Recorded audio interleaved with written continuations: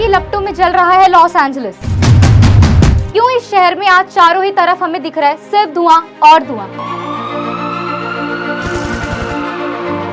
USA के California state की एक most famous well known city है लॉस एंजलिस, जहां पर कई हॉलीवुड स्टार्स का घर है। एक ऐसा शहर जहां पर वर्ल्ड के मोस्ट रिचेस्ट पर्सन रहा करते हैं। एक ऐसा शहर जहां पर ब्लॉकबस्टर फिल्म की शूटिंग हुआ करती है, या एक ऐसा शहर जिस पर इंस्पायर होकर GTA जैसे टॉप मोस्ट गेम्स बनाए जाते हैं। ऐसा क्या हुआ इस शहर में कि एक ही रात में 1.5 लाख लोगों को छोड़ना पड़ा अपना घर। आज की इस वीडियो में हम जानेंगे what happened in the Los Angeles. सबसे पहले मैं आप लोगों को बताऊंगी कि वाइल्ड फायर होती क्या है।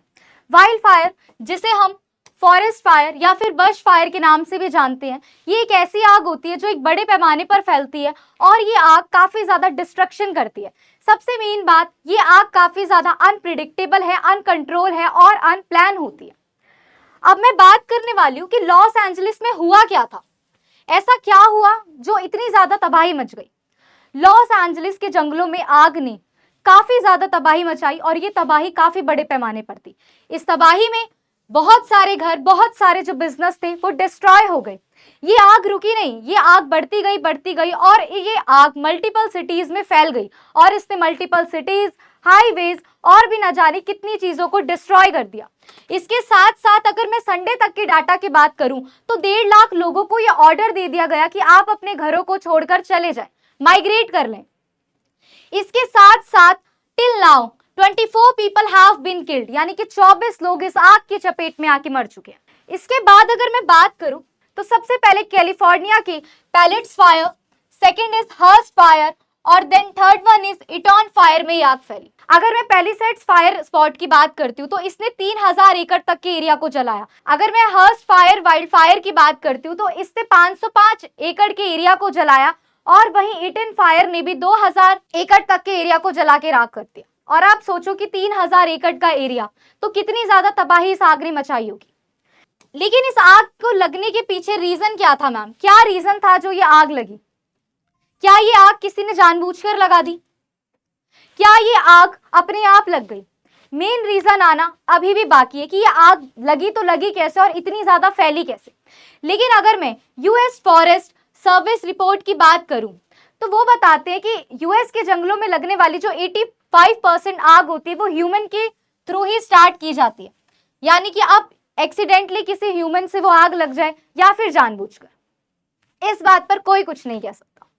इसके अलावा अगर मैं एक्सपर्ट्स की बात करूं तो एक्सपर्ट्स ने जो ये वाइल्ड फायर हुआ है इसके पीछे 2 रीजन सजेस्ट किए हैं कि इतनी जो ये मैसिव फायर हुई है जिसने इतना डिस्ट्रक्शन मचाया है, उसके पीछे की जो रीजन है वो है सेंटा एना विंड्स और the climate. Santa Ana winds क्या है? अब मैं आपको बताती हूँ कि सेंटा एना विंड्स क्या होती है।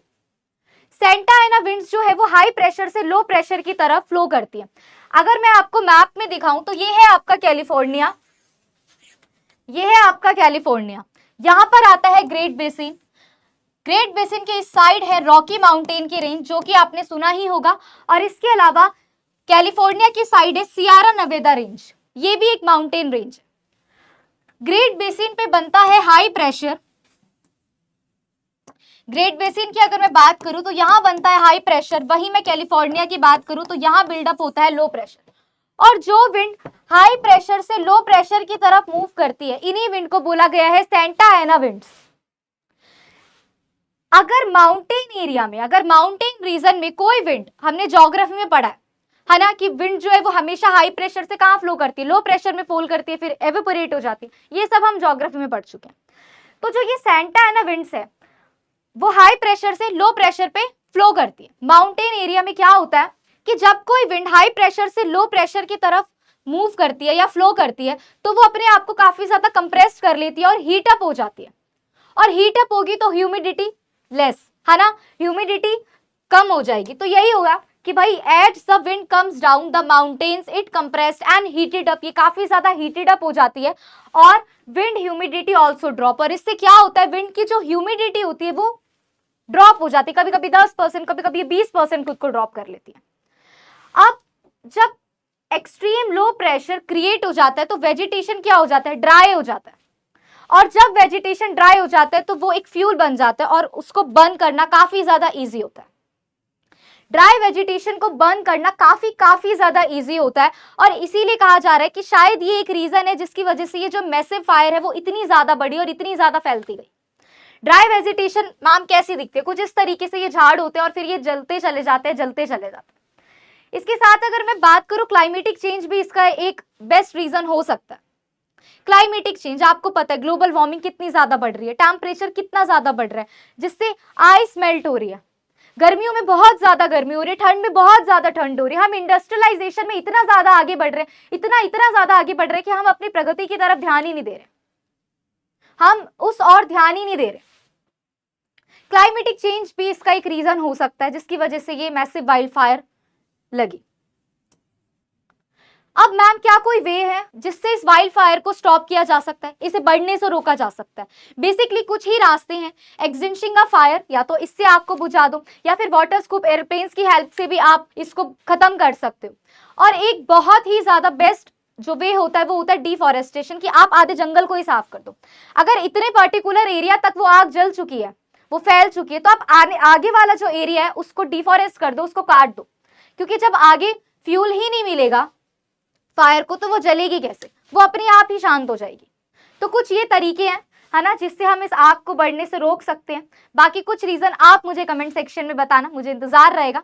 बाकी आई होप आपको इन्फॉर्मेटिव वीडियो काफी ज्यादा पसंद आई होगी। Thank you so much.